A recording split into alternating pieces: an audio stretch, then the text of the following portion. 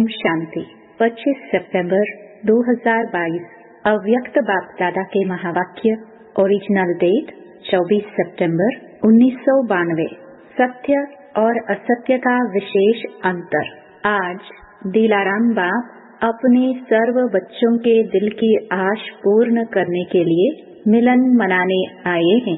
अव्यक्त रूप में तो सदा सर्व बच्चे मिलन मनाते रहते हैं, फिर भी व्यक्त शरीर द्वारा अव्यक्त मिलन मनाने की शुभ आश रखते हैं। इसलिए बाप को भी अव्यक्त से व्यक्त में आना पड़ता है। बाप दादा इस समय चारों ओर देश विदेश के बच्चों को देख रहे हैं। मन से मधुबन में हैं। आप साकार में हो और अनेक बच्चे अव्यक्त रूप से मिलन मना रहे हैं। बाप दादा भी सर्व बच्चों के स्नेह का रिटर्न दे रहे हैं जहाँ भी हैं, लेकिन याद द्वारा बाप के समीप दिल में हैं। सबके स्नेह के साज बाप दादा सुन रहे हैं। बाप जानते हैं कि बच्चों के लिए सिवाय बाप के और कोई याद करने वाला है नहीं, और बाप को भी सिवाय बच्चों के और कोई है नहीं। सदा इसी स्मृति में रहते हैं कि मैं बाबा का और बाबा मेरा। यही स्मृति सहज भी है और समर्थ बनाने वाली है। ऐसा स्मृति स्वरूप स्नेही बच्चा साकार में तो क्या, लेकिन स्वप्न में भी कभी असमर्थ नहीं हो सकता। असमर्थ होना अर्थात मेरा बाबा के बजाय कोई और मेरापन आता है। एक मेरा बाबा, यह है मिलन मनाना। अगर एक के बजाय दो मेरा हुआ तो क्या हो जाता? वह है मिलना और वह है झमेला। कई बच्चे समझते हैं बाबा तो मेरा है ही, लेकिन और भी एक दो को मेरा करना ही पड़ता है। कहते हैं और कोई नहीं, सिर्फ एक आधार चाहिए। लेकिन वायदा क्या है?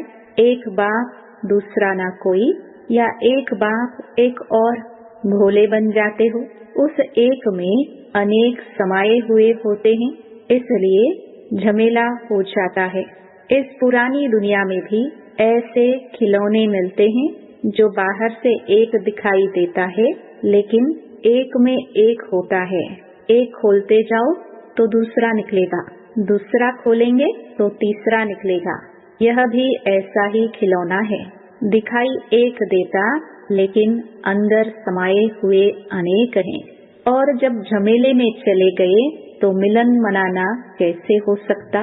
झमेले में ही लगे रहेंगे या मिलन मनाएंगे? सिर्फ दो नहीं सोचो।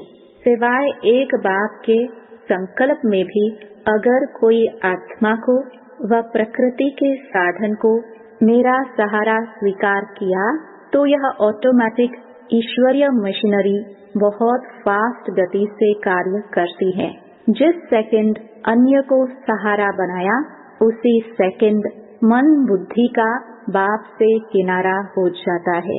सत्य बाप से किनारा होने के कारण बुद्धि असत्य को सत्य, रॉन्ग को राइट मानने लगती है, उल्टी जजमेंट देने लगती है। कितना भी कोई समझाएगा कि यह राइट नहीं है, लेकिन वह यथार्थ को, सत्य को भी असत्य की शक्ति से समझाने वाले को रॉन्ग सिद्ध करेगा। यह सदा याद रखो कि आजकल ड्रामानुसार असत्य का राज्य है और असत्य के राज्य अधिकारी प्रेसिडेंट रावण है। उसके कितने शीश हैं? अर्थात असत्य की शक्ति कितनी महान है। उसके मंत्री महामंत्री भी बड़े महान हैं। उसके जज और वकील भी बड़े होशियार हैं। इसलिए उल्टी जजमेंट की पॉइंट्स बहुत वैरायटी और बाहर से मधुर रूप की देते हैं। इसलिए सत्य को असत्य सिद्ध करने में बहुत होशियार होते हैं। लेकिन असत्य और सत्य में विशेष अंतर क्या है? असत्य की जीत अल्पकाल की होती है, क्योंकि असत्य का राज्य ही अल्पकाल का है। सत्यता की हार अल्पकाल की और जीत सदा काल की है। असत्य के अल्पकाल के विजयी उस समय खुश होते हैं। जितना थोड़ा समय खुशी मनाते व अपने को राइट सिद्ध करते, तो समय आने पर असत्य के अल्पकाल का समय समाप्त होने पर जितनी असत्यता के वश मौज मनाई, उतना ही 100 गुना सत्यता की विजय प्रत्यक्ष होने पर पश्चाताप करना ही पड़ता है, क्योंकि बाप से किनारा स्थूल में किनारा नहीं होता।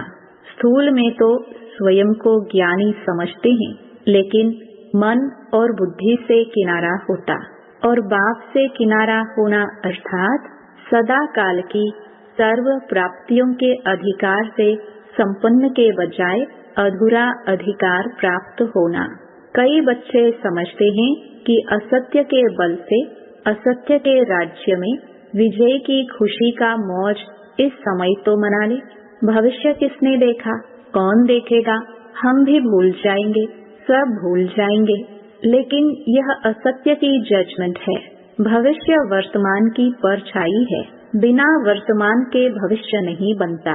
असत्य के वशीभूत आत्मा वर्तमान समय भी अल्पकाल के सुख के नाम मान शान के सुखों के झूले में झूल सकती है और झूलती भी है, लेकिन अतीन्द्रिय अविनाशी सुख के झूले में नहीं झूल सकती। अल्पकाल के शान मान और नाम की मौज मना सकते हैं, लेकिन सर्व आत्माओं के दिल के स्नेह का, दिल की दुआओं का मान नहीं प्राप्त कर सकते। दिखावा मात्र मान पा सकते हैं, लेकिन दिल से मान नहीं पा सकते। अल्पकाल का शान मिलता है, लेकिन बाप से सदा दिल तख्त नशीन का शान अनुभव नहीं कर सकते। असत्य के साथियों द्वारा नाम प्राप्त कर सकते हैं, लेकिन बाप दादा के दिल पर नाम नहीं प्राप्त कर सकते, क्योंकि बाप दादा से किनारा है। भविष्य की बात तो छोड़ो, वह तो अंडरस्टूड है, लेकिन वर्तमान सत्यता और असत्यता की प्राप्ति में कितना अंतर है। एक दूसरा मेरा बनाया अर्थात असत्य का सहारा लिया, कितना झमेला हुआ। कहने में तो कहेंगे और कुछ नहीं, सिर्फ कभी कभी थोड़ा सहारा चाहिए, लेकिन वायदा तोड़ना अर्थात झमेले में पड़ना। क्या ऐसा वायदा किया है? एक मेरा बाबा और कभी कभी दूसरा भी अलाउ है? यह लिखा था क्या? चाहे अल्पकाल के नाम मान शान का सहारा लो, चाहे व्यक्ति का लो, चाहे वैभव का लो, जब दूसरा ना कोई तो फिर दूसरा कहाँ से आया? यह असत्य के राज्य के झमेले में फंसाने की चतुराई है। जैसे बाप कहते हैं ना, मैं जो हूँ जैसा हूँ वैसा मुझे नंबरवार जानते हैं। ऐसे असत्य के राज्य अधिकारी रावण को भी जो है जैसा है वैसे सदा नहीं जानते हो, कभी भूल जाते हो, कभी जानते हो। राज्य अधिकारी है तो यह ताकत कम होगी, चाहे झूठा हो चाहे सच्चा हो, लेकिन राज्य तो है ना। इसलिए अपने को चेक करो, दूसरे को नहीं। आजकल दूसरों को चेक करने में सब होशियार हो गए हैं। बाप दादा कहते हैं अपना चेकर बनो और दूसरे का मेकर बनो, लेकिन करते क्या हो? दूसरे का चेकर बन जाते हो और बातें बनाने में मेकर बन जाते हो। बाप दादा रोज की हर एक बच्चे की कौन सी कहानियाँ सुनते हैं? बहुत बड़ा किताब है कहानियों का। तो अपने को चेक करो, दूसरे को चेक करने लगते हो तो लंबी कथाएं बन जाती हैं, और अपने को चेक करेंगे तो सब कथाएं समाप्त हो, एक सत्य जीवन की कथा प्रैक्टिकल में चलेगी। सभी कहते हैं बाबा आपसे बहुत प्यार है, सिर्फ कहते हो व करते भी हो। क्या कहेंगे? कभी कहते हो कभी करते हो। बाप के प्यार का प्रत्यक्ष सबूत बाप ने दे दिया, जो हो जैसा हो मेरे हो। लेकिन अभी बच्चों को सबूत देना है। क्या सबूत देना है? बाप कहते हैं जो हो जैसे हो मेरे हो, और आप क्या कहेंगे? जो है वह सब आप हो। ऐसे नहीं, थोड़ा थोड़ा और भी है। बाप से प्यार है, लेकिन कभी कभी असत्य के राज्य के प्रभाव में आ जाते हैं। अच्छा, चारों ओर के यथार्थ सत्य को परखने वाले सच्चे बाप के सच्चे बच्चों को, सर्व स्नेह में समाये हुए श्रेष्ठ आत्माओं को, सर्व सदा वायदे को निभाने वाली समर्थ आत्माओं को, सर्व यथार्थ परखने वाली शक्तिशाली आत्माओं को, सर्व याद और सेवा में निर्विघ्न रहने वाले सदा साथ और समीप रहने वाले बच्चों को याद, प्यार और नमस्ते। मधुबन निवासियों प्रति अव्यक्त बाप दादा के मधुर महावाक्य। मधुबन निवासियों को कितने प्रत्यक्ष फल मिलते हैं? मधुबन की विशेषता क्या है जो और कहाँ नहीं मिलती? श्रेष्ठ कर्म भूमि पर रहने वाले सदा फॉलो फादर करते हैं।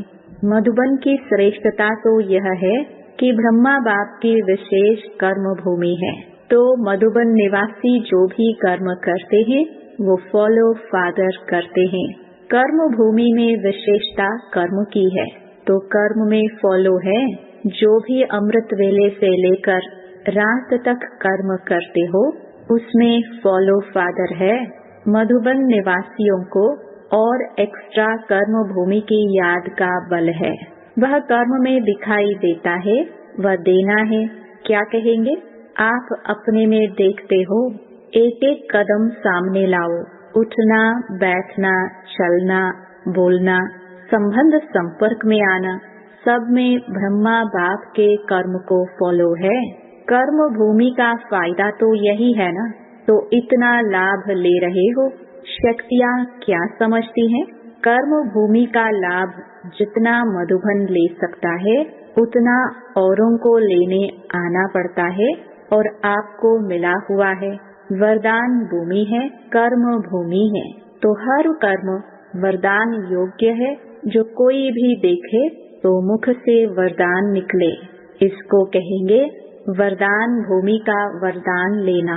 चाहे साधारण कर्म कर रहे हो, लेकिन साधारण कर्म में विशेषता दिखाई दे, यही मधुबन की विशेषता है ना। विशेष ब्रह्मा बाप की अपने कर्म भूमि में रहने वालों के प्रति यह विशेष श्रेष्ठ आश है कि मधुबन का एक एक ब्राह्मण आत्मा, श्रेष्ठ आत्मा, हर कर्म में ब्रह्मा बाप के कर्म का दर्पण हो। तो दर्पण में क्या दिखाई देता है? यही दिखाई देता है ना। अगर आप दर्पण में खड़े होंगे तो हूबहू आप ही दिखाई देंगे या दूसरा। तो ब्रह्मा बाप के कर्म आपके कर्म के दर्पण में दिखाई दे। भाग्यवान हो, यह तो सदा सभी कहते भी हैं और हैं भी, लेकिन हर कर्म में ब्रह्मा बाप के कर्म दिखाई दे। यह सर्टिफिकेट कौन लेगा और कब लेंगे? लेना तो है ना, या ले लिया है? जिसने यह सर्टिफिकेट ले लिया है कि हर कर्म में ब्रह्मा बाप के कर्म दिखाई दे रहे हैं, उनका बोल ब्रह्मा का बोल समान। उठना, बैठना, देखना, चलना सब समान। ऐसा सर्टिफिकेट लिया है। जिसको लेना है वो हाथ उठाओ। यह भी अच्छा है, कहने से पहले करके दिखाएंगे, लेकिन यह लक्ष्य रखो कि हर कर्म बाप समान हो। ब्रह्मा बाप को फॉलो करना तो सहज है ना। निराकारी बनना अर्थात सदा निराकारी स्थिति में स्थित होना, उसके बजाय कर्म में फॉलो करना उससे सहज है। तो ब्रह्मा बाप तो सहज काम दे रहा है, मुश्किल नहीं। तो सभी लक्ष्य रखो कि मधुबन में जहाँ देखे, जिसको देखे, ब्रह्मा बाप के कर्म दिखाई दे। कर्म में सर्वव्यापी ब्रह्मा कर सकते हो, जहाँ देखे ब्रह्मा समान हो सकता है ना। मधुबन की महिमा अर्थात मधुबन निवासियों की महिमा, मधुबन की दीवारों की महिमा नहीं है, मधुबन निवासियों की महिमा है। मधुबन की महिमा चारों ओर से रोज सुनते हो ना। मधुबन निवासियों की महिमा जो होती है वह किसकी है? आप सबकी है ना। नशा तो रहता है कि हम मधुबन निवासी हैं।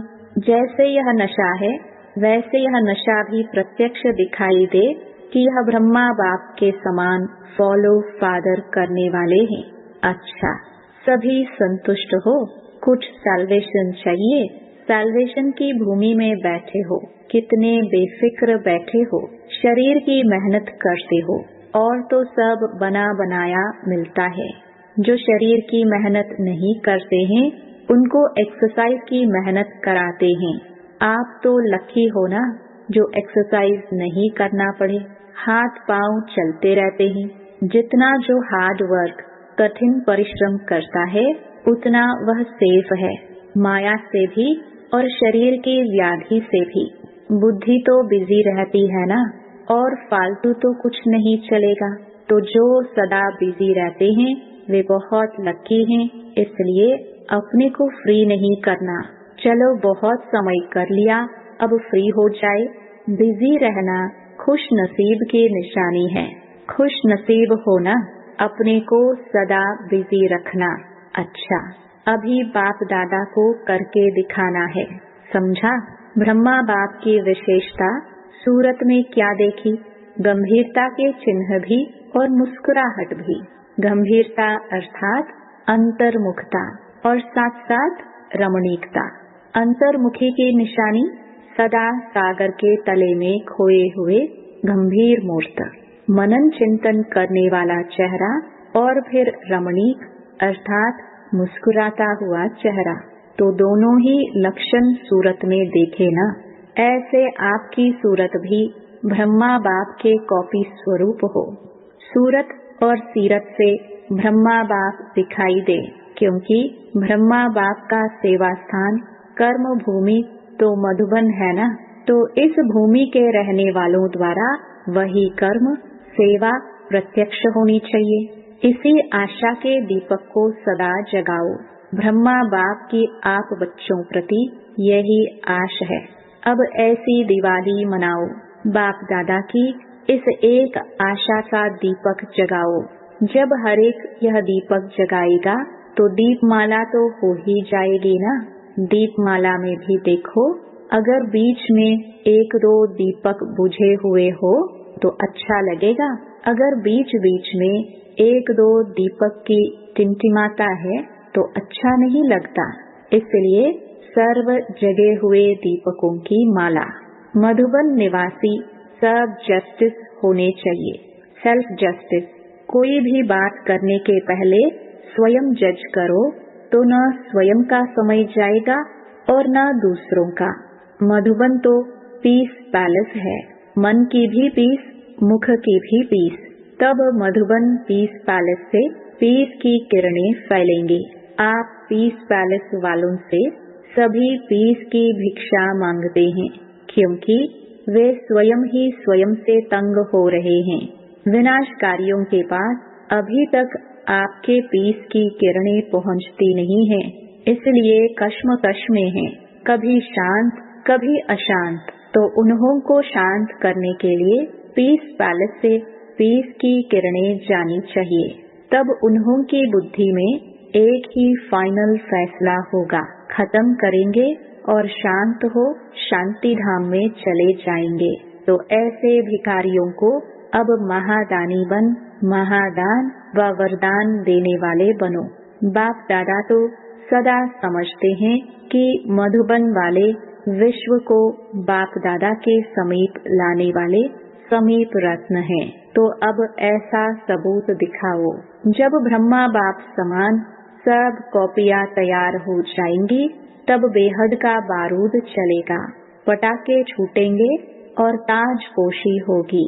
तो अब यह डेट फिक्स करो जब आप सब ब्रह्मा बाप की बिल्कुल फोटोकॉपी होंगे, तब ही यह डेट आएगी। मधुबन निवासी जो चाहे वह कर सकते हैं।